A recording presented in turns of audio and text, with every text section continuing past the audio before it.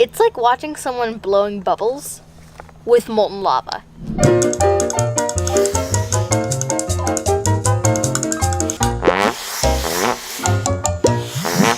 When we were in Michigan, we went to the Henry Ford Museum.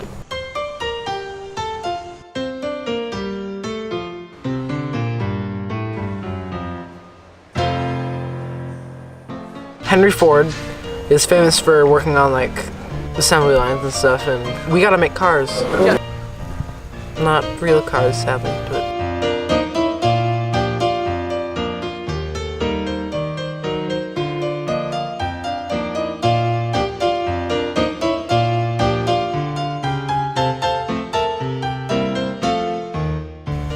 well, we kind of made a real car. How many gallons do you think this holds? Maybe 6? A little more than 6. 10? 10. I'm done.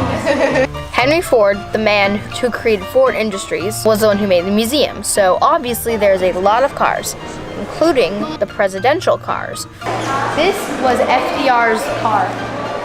This was the first car that was expressly designed and built for a president.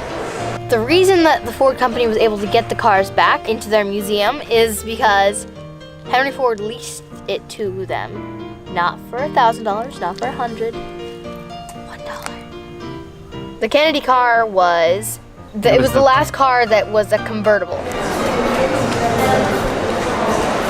This is the chair that President Abraham Lincoln was assassinated in. Whoa, You crazy. can still see the bloodstains. And what was you were on a bus earlier, what was that? That was the Rosa Parks bus. Tell me about it. I sat in the seat that she sat in. They asked her to move to the back because she was black. There was a lot of segregation. African Americans had to sit in a different part of a bus. They had to drink out of different water fountains. They could only go to certain schools and certain libraries and certain buildings. And they didn't get as many rights. So they asked her to move to the back, and she just scooted over instead just so they could sit next to her.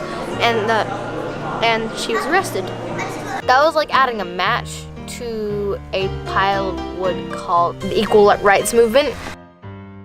So there are 2 parts to the Ford Museum. The museum itself and Greenfield Village.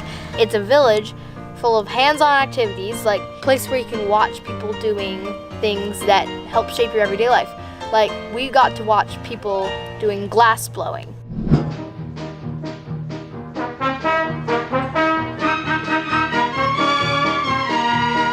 It's like watching someone blowing bubbles with molten lava. It's so cool. So the way the glass blowing works is they take this very refined sand and they get it and they heat it up really, really hot. So it's basically molten. It's molten sand, which it's now glass. They stick the molten glass on the end of these blowpipes and they start blowing into it. And they turn it and they turn it and they're blowing into it and it makes this bubble. And they're able to shape it with these parts. They press it against the table, they turn it. They get newspaper. They just shape it, they make the neck, they clip it off, make sure they're holding it, stick it, and it's done.